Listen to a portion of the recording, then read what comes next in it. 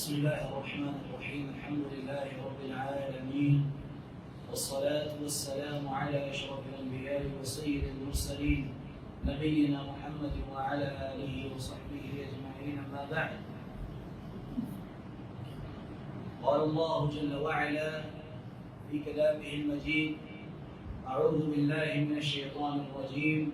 وإذا لقوا الذين آمنوا قالوا آمنا وإذا خلا بعضهم إلى بعض قالوا أتحدثونهم بما فتح الله عليكم ليحاجوكم به عند ربكم أفلا تعقلون.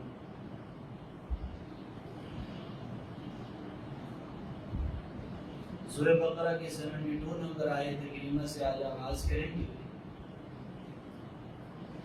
اللہ رب العزت نے اس آیت کریمہ میں ارشاد فرمایا: وَإِذَا لَقُوا الَّذِينَ آمَنُوا قَالُوا آمَنَّا. جب وہ ایمان والوں سے ملتے ہیں تو کہتے ہیں کہ ہم ایمان لائے. وَإِذَا خَلَا بَعْضُهُمْ إِلَى بَعْضٍ. جب آپس میں ملتے ہیں ایک دوسرے سے تو کہتے ہیں، ایک دوسرے کو کہتے ہیں کہ مسلمانوں کو وہ باتیں کیوں پہنچاتے ہو جو اللہ نے تمہیں سکھائی ہیں، تمہیں بتائی ہیں. کیا جانتے نہیں کہ یہ تو اللہ تعالیٰ کے پاس تم پر ان کے لیے حجت ہو جائیں گے. اس آیت کریمہ کا پس منظر یہ ہے کہ یہود منافقوں جیسا رویہ رکھتے تھے. جب کسی کے سامنے آتے تو ویسے بن جاتے، ایمان والوں سے ملتے تو ایمان والوں جیسا رویہ اختیار کرتے، ایمان والے بننے کی کوشش کرتے. اور جب ان سے دور ہوتے، ایمان والوں سے الگ ہوتے اور آپس میں اکٹھے مل کر بیٹھتے تو ایک دوسرے سے کہتے کہ وہ باتیں مسلمانوں کے سامنے نہ کیا کرو جو اللہ نے تمہیں بتائی، چھپا کے رکھا کرو. اگر مسلمانوں کو وہ باتیں پتہ چل گئیں تو اللہ کے ہاں قیامت کے دن کو بطور دلیل اور حجت تمہارے خلاف پیش کریں گے کہ ان کے پاس ایک بہت بڑی حجت ہو جائے. اب وہ کون سی باتیں مراد ہیں؟ وہ باتوں سے مراد جو آپ صلی اللہ علیہ وسلم کے بارے میں پیشن گوئیاں کی گئی پہلی سابقہ کتب میں. تو یہود تورات میں جو اللہ کے رسول کی پیشن گوئی کی گئی کہ ایک آنے والا آخری نبی ہے جس کا نام احمد ہوگا، تورات میں بھی خوشخبری موجود ہے، زبور میں بھی موجود ہے اور انجیل میں بھی موجود تھی. تمام سابقہ کتب میں آپ صلی اللہ علیہ وسلم کی بعثت کا ذکر موجود تھا اور قرآن کے آخری کتاب ہونے کا ذکر بھی موجود تھا. تو یہود جب آپس میں مل کر بیٹھتے تو وہ کہتے کہ یہ والی خوشخبریاں جو ہماری کتابوں میں ہیں یہ مسلمانوں کو نہ بتایا کرو، یہ ان سے چھپا کے رکھا کرو. اگر مسلمانوں کو پتہ چل جائیں گی تو دنیا میں بھی مسلمان تمہارے سامنے دلیل کے طور پہ پیش کر سکتے ہیں کہ یہودیت تمہاری اپنی کتاب میں لکھا ہے کہ ایک آخری نبی آنے والا ہے، ایک آخری کتاب آنے والی ہے، اس پہ ایمان لانا ہے. تو ہم پھنس جائیں کہ ہمارے پاس بھی جواب نہیں ہوگا. اور اسی طرح قیامت کے دن بھی یہ مسلمان اللہ کے سامنے یہ بات پیش کریں گے تمہارے خلاف.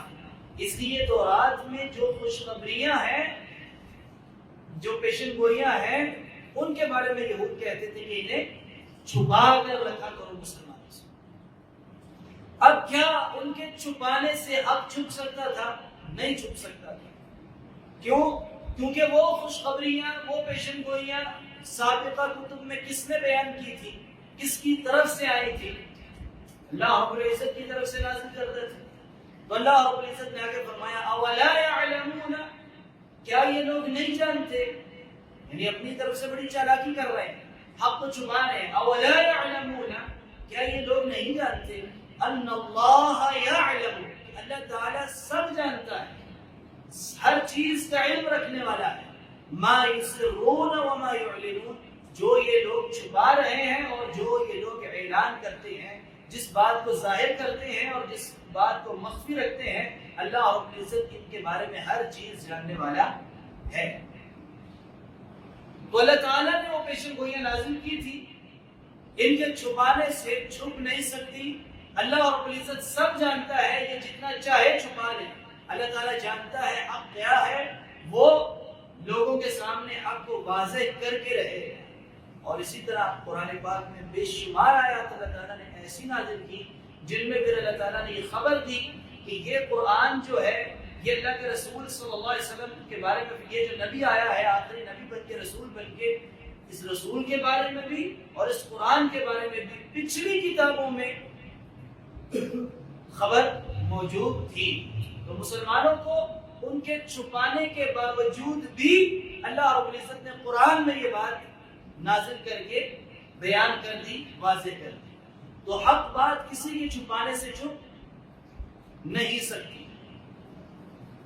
اس سے یہ سبق ملا اس آیت کریمہ سے کہ جو گمراہ لوگ ہوتے ہیں بعض اوقات انہیں حق پتہ بھی ہوتا ہے اور بعض اوقات ان کی اپنی کتابوں میں بھی حق بات لکھی ہوئی ہوتی ہے، لیکن وہ عام لوگوں کے سامنے بیان نہیں کرتے، وہ عام لوگوں سے چھپاتے ہیں۔ جیسے مثال کے طور پہ ہندوؤں کی کتابوں میں بھی بے شمار ایسی باتیں لکھی ہوئی ہیں کہ جن سے یہ اشارے ملتے ہیں کہ آپ صلی اللہ علیہ وسلم کے نبی ہونے کا، اللہ کے رسول صلی اللہ علیہ وسلم کی والدہ کے بارے میں اشارے ملتے ہیں، پیشن گوئیاں ملتی ہیں ہندوؤں کی مذہبی کتابوں میں۔ لیکن کیا ہندو کبھی یہ بات کھل کے بیان کریں گے اپنی عوام کے سامنے؟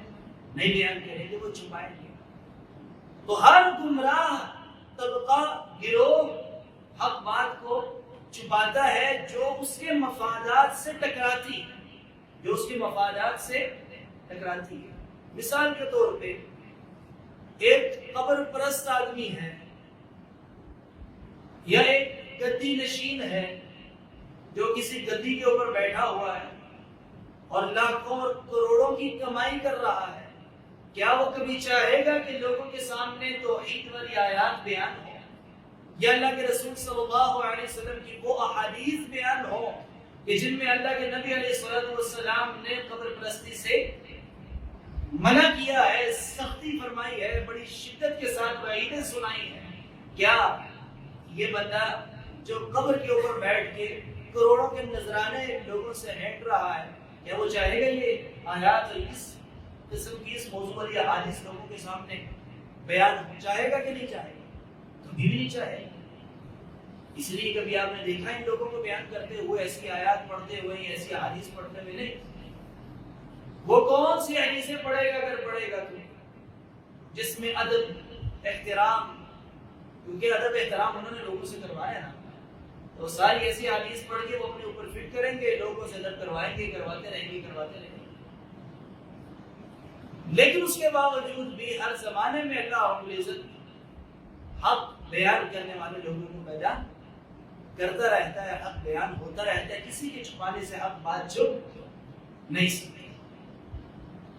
اللہ تعالیٰ نے فرمایا وَلَا يَعْلَمُونَ أَنَّ اللَّهَ يَعْلَمُ مَا يُسِرُّونَ وَمَا يُعْلِنُونَ، کیا یہ لوگ نہیں جانتے کہ اللہ تعالیٰ سب جانتا ہے جو یہ چھپاتے ہیں اور جو یہ اعلان کرتے ہیں؟ تو وہ چھپاتے تھے پیشن گوئیاں، اللہ تعالیٰ کہتا ہے میں وہ بھی جانتا ہوں، ان کے چھپانے سے چھپی نہیں، اور جو اعلان کرتے ہیں یہ یہود، میں وہ بھی جانتا ہوں۔ اعلان کیا کرتے تھے؟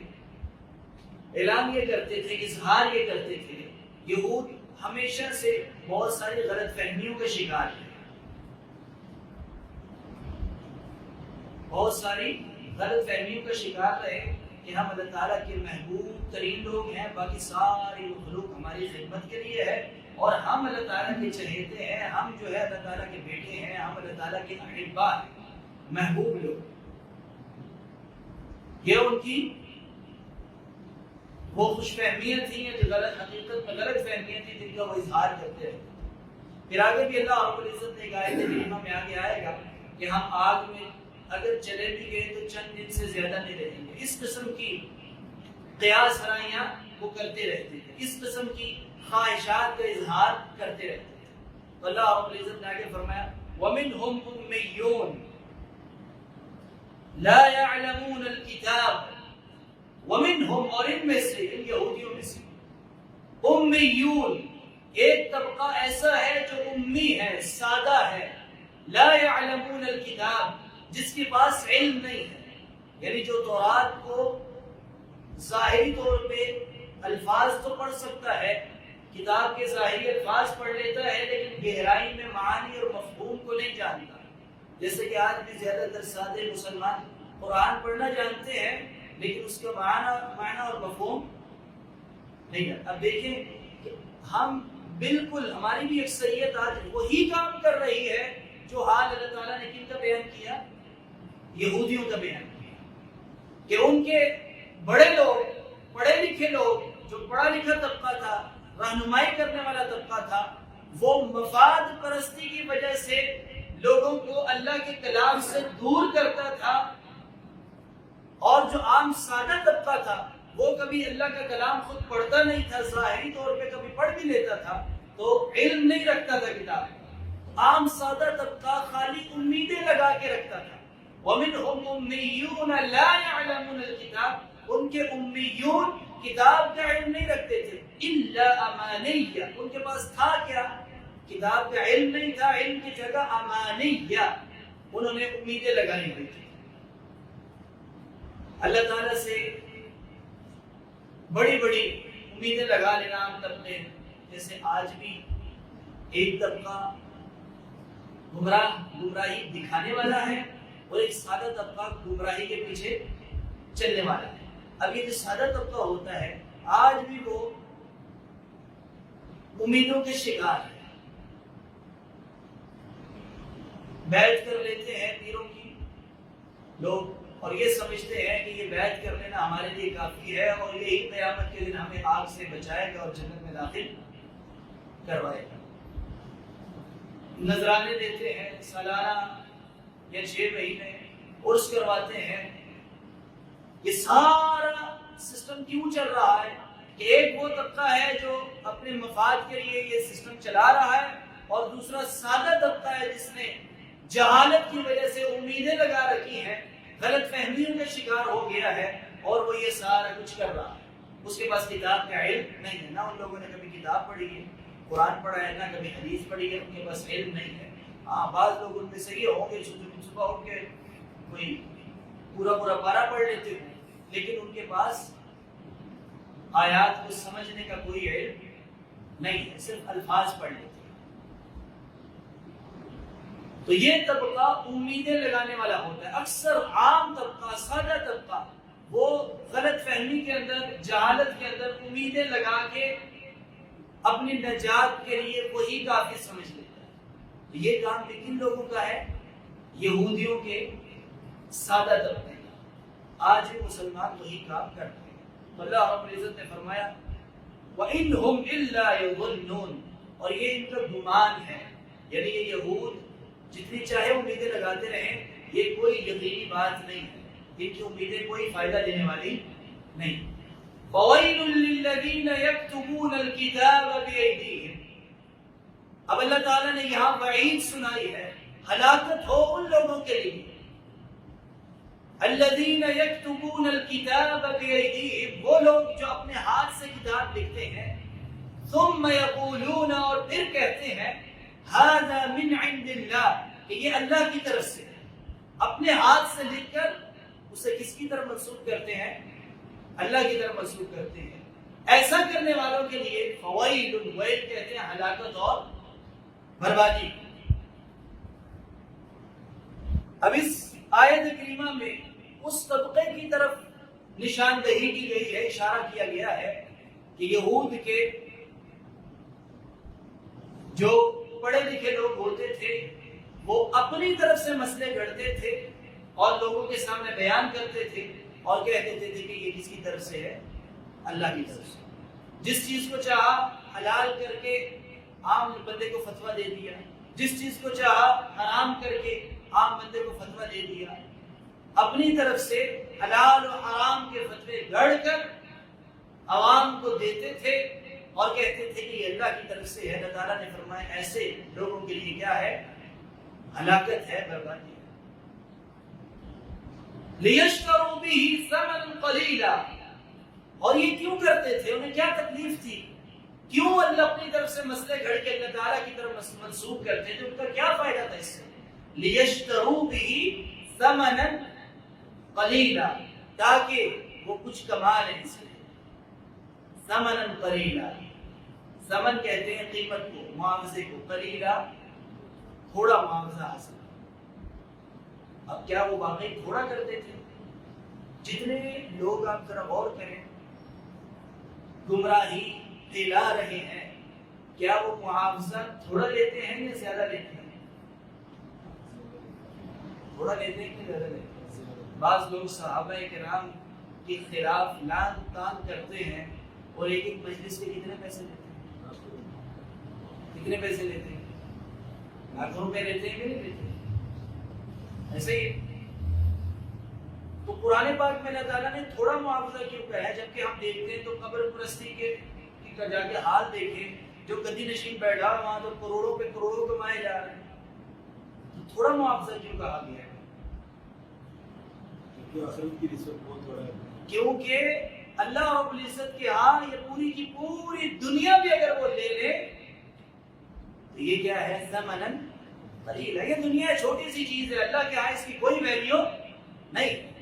یعنی ان کے نزدیک بے شک بہت زیادہ ہے، گنتی گننے میں لاکھوں کروڑوں کما لیں، لیکن اللہ تعالیٰ کے ہاں یہ دنیا جتنی چاہے حاصل کر لو، اللہ کے ہاں دنیا کی کوئی ویلیو، کوئی قیمت نہیں ہے۔ اس لیے اللہ تعالیٰ نے فرمایا کہ وہ جتنا چاہے کمائی کر لیں، اپنی طرف سے لکھ لکھ کر مسئلے گھڑ گھڑ کے بیچ لیں دنیا کے ٹکوں چند ٹکوں کی خاطر، تو وہ اللہ کے ہاں ان ٹکوں کی کوئی ویلیو نہیں ہے، وہ ثمن قلیلا۔ اور آگے فرمایا فَوَيْلٌ لَهُم مِّمَّا كَتَبَتْ أَيْدِيهِمْ، بربادی ہے، ہلاکت ہے ان کے لیے جو ان کے ہاتھ لکھتے ہیں، یعنی جو وہ اپنے ہاتھوں سے لکھتے ہیں ان کے لیے ہلاکت ہے، بربادی ہے۔ وَوَيْلٌ لَهُم مِّمَّا يَكْسِبُونَ، اور دوبارہ فرمایا اور ہلاکت ہے، بربادی ہے، ویل ہے ان کے لیے جو وہ کمائی کرتے ہیں، یعنی ان کا لکھنا بھی بربادی کا سبب ہے اور ان کی کمائی بھی بربادی کا سبب ہے۔ آگے فرمایا دوبارہ، اب یہ پوری جو آیات چل رہی ہیں ان میں دو قسم کے لوگوں کو بار بار بیان کیا جا رہا ہے۔ کون کون سے؟ دو طبقوں کو بیان کیا جا رہا ہے۔ ایک وہ طبقہ جو اپنے آپ کو علم والا سمجھتا ہے، اور ایک وہ طبقہ جو سادہ ہے، جو علم والوں کے پیچھے چلنے والا ہے۔ تو جو علم والا طبقہ ہے اس کی خیانتیں بھی بیان کی گئی ہیں کہ وہ اپنی طرف سے مسئلے گھڑ کے جھوٹے لوگوں میں پھیلاتے تھے اور انہیں اللہ تعالیٰ کی طرف منسوخ کرتے تھے۔ اللہ تعالیٰ نے وعید سنائی ایسے طبقے کو، اور سادے بندے کے بارے میں بیان کیا ان کے پاس علم نہیں تھا، وہ خالی امیدیں لگاتے رہتے تھے۔ اب اگلی آیت کریمہ میں آ رہا ہے کہ وہ سادہ طبقہ غلط فہمیوں کا شکار ہو کے لا علمی میں کیسے امیدیں لگا لیتا تھا۔ فرمایا وقالوا، اور انہوں نے کہا لن تمسنا النار، ہرگز آگ نہیں چھوئے گی، لن تمسنا النار، ہمیں ہرگز آگ نہیں چھوئے گی، الا ایاما معدودہ، سوائے چند دنوں کے۔ اگر ہم آگ میں جاتے بھی ہیں تو کتنے دنوں کے لیے جائیں گے؟ چند دنوں کے لیے جائیں گے۔ یہ امید لگا لی کس نے؟ یعنی انہیں ایسی کوئی بھی خبر تورات میں نہیں بتائی گئی کہ تم میں سے اگر کوئی آگ میں گیا تو چند دنوں میں واپس نکال دیا جائے گا، ایسی کوئی بھی خبر اللہ تعالیٰ نے ان کو تورات کے ذریعے نہیں بتائی، اپنی طرف سے امیدیں لگا لی کہ ہم آگ میں اگر جائیں گے بھی زیادہ سے زیادہ ہمیں آگ چھوئے گی تو چند دنوں کے لیے۔ قل، اللہ تعالیٰ فرماتے ہیں ان سے کہو اتخذتم عند اللہ عہدا، کیا تم نے اللہ تعالیٰ سے عہد لیا ہے اس بات پہ، یہ جو دعویٰ کر رہے ہو کہ ہم چند دنوں کے لیے آگ میں جائیں گے؟ کیا اللہ تعالیٰ نے تم سے یہ وعدہ کیا ہے؟ فَلَن يُخْلِفَ اللَّهُ عَهْدَهُ، بس اللہ تعالیٰ ہرگز اپنے عہد کی مخالفت نہیں کرتے۔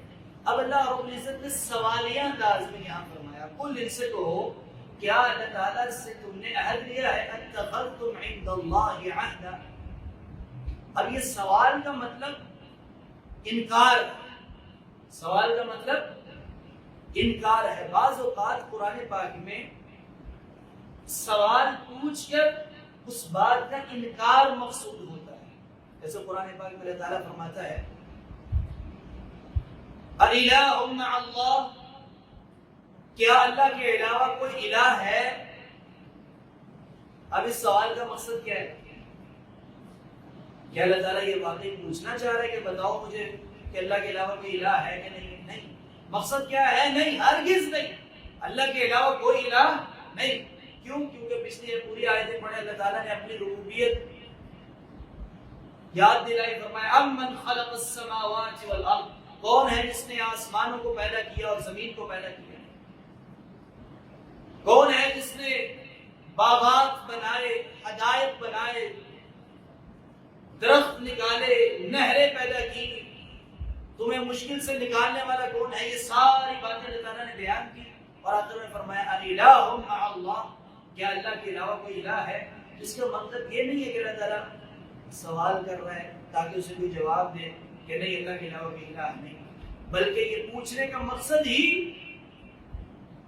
یہ سمجھنے کے لیے سوال نہیں کیا جا رہا، بلکہ یہ انکار کے لیے سوال کیا جا رہا ہے کہ ہرگز نہیں، اللہ کے علاوہ کوئی الہ نہیں ہے۔ تو اسی طرح اللہ رب العزت نے یہاں بھی فرمایا قل، ان سے کہو اتخذتم عند اللہ عہدا، کیا تم نے اللہ تعالیٰ سے وعدہ لیا ہے اس بات کا جو دعویٰ کر رہے ہو؟ فلن يخلف اللہ وعدہ وفلن يخلف اللہ عہدہ، اللہ تعالیٰ اپنے عہد کی مخالفت کبھی ہرگز نہیں کر سکتا۔ ام تقولون علی اللہ ما لا تعلمون، یا تم اللہ تعالیٰ کی نسبت ایسی بات کر رہے ہو جس کا تمہارے پاس علم نہیں ہے۔ یعنی یہ کہنا، یہودیوں کا یہ کہنا کہ ہمیں ہرگز آگ نہیں چھوئے گی سوائے چند دنوں کے، اللہ تعالیٰ نے آخر میں کیا فرما دیا؟ یہ تم بغیر علم کے اللہ تعالیٰ کی طرف یہ بات منسوب کر رہے ہو، اللہ تعالیٰ نے ایسا کوئی وعدہ تم سے نہیں کیا۔ آگے اللہ رب العزت نے اگلی آیت کریمہ میں ایک بڑا اصول بیان کر دیا کہ اللہ کے ہاں کون آگ میں جائے گا، اس کی کیا وجہ ہے، اور کون جنت میں جائے گا، کیا کر کے جنت میں جائے گا۔ اللہ کے ہاں کیس معیار کیا ہے آگ میں جانے کا یا بچنے کا، جنت میں جانے کا یا جنت سے محروم ہونے کا۔ فرمایا بلا من کسب السیئہ، بلا یقیناً من کسب سیئہ، جس نے سیئہ برائی کمائی، جس نے برے کام کیے، برائی کمائی، وَأَحَاطَتْ بِهِ خَطِيئَتُهُ، اور اس کی خطاؤں نے، اس کی برائیوں نے اسے گھیر لیا، فَأُولَئِكَ أَصْحَابُ النَّارِ هُمْ فِيهَا خَالِدُونَ، تو یہ وہ لوگ ہیں جو اصحاب النار ہیں، آگ والے ہیں، ہم فِيهَا خَالِدُونَ، اور وہ ہمیشہ اسی میں رہیں۔ اس سے کیا پتہ چلا؟ اللہ تعالیٰ نے یہودیوں کا رد کر دیا کہ تم برائیوں پہ برائیاں کرتے جا رہے ہو، نافرمانیوں پہ نافرمانیاں کرتے ہو، اللہ کے انبیاء کو ناحق قتل کرتے ہو، اللہ تعالیٰ کے ایک ساتھ کیے ہوئے وعدے پورے نہیں کرتے، اللہ کی آیات، اللہ تعالیٰ کی آیات میں تحریف کرتے ہو، اللہ رب العزت کی طرف جھوٹ منسوب کرتے ہو، اتنی نافرمانیاں کر کے تم سمجھتے ہو کہ ہم آگ میں صرف چند دنوں کے لیے جائیں گے۔ نہیں، بلکہ جس کو برائیوں نے گھیر لیا، جس نے برائیاں کمائی، جس کو برائیوں نے گھیر لیا، تو وہ آگ میں جائے گا، ہم فیہا خالدون، اور وہ لوگ کہاں رہیں گے؟ ہمیشہ آگ میں ہی رہیں گے۔ والذین آمنوا، اور وہ لوگ جو ایمان لائے، وعملوا الصالحات، اور اعمال صالحہ کیے، اولئک اصحاب الجنہ، اولئک اصحاب الجنہ، وہی لوگ ہیں جو اصحاب الجنہ ہیں، جنت والے ہیں، ہم فیہا خالدون، اور وہ بھی فیہا، اسی میں، خالدون، ہمیشہ رہیں گے۔ جنتی لوگ کون ہیں؟ والذین آمنوا وعملوا الصالحات، جو ایمان لائے اور اعمال صالحہ کیے۔ اس سے کیا پتہ چلا کہ خالی زبان سے ایمان کا اقرار کر لینا، دل سے تسلیم کر لینا کافی نہیں ہے، اور اگر کوئی یہ سوچتا ہے یا اس زندگی گزار رہا ہے تو وہ بھی اسی طرح جنت کی امیدیں لگائے بیٹھا ہے جس طرح یہودی امیدیں لگا رہے ہیں. ہم یہی سمجھتے ہیں نا کہ مسلمانوں کے گھر پیدا ہوئے لا الہ الا اللہ محمد رسول اللہ پڑھ لیا ہے.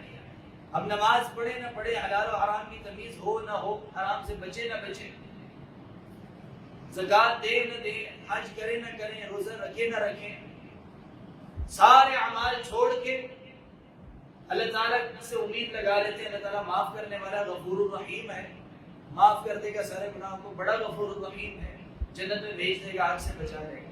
تو کیا یہ اسی طرح امیدیں لگانا نہیں ہے جس طرح یہودیوں نے لگائی تھی؟ تو دو چیزیں ہمارے لیے بڑی اہم ہیں. ایک طرف امید لگانی ہے، اس کی پوری نفی نہیں کرنی، لیکن دوسری طرف اللہ تعالیٰ کے عذاب کا خوف بھی رکھنا ہے. دونوں میں بیلنس کر کے چلنا ہے زندگی. جس نے خالی امید لگا لی تو وہ گناہوں سے نہیں بچے گا، گناہ پہ گناہ کرتا رہے گا، کرتا رہے گا، کرتا رہے گا، سارے اعمال چھوڑ دے گا کرنا. کیوں؟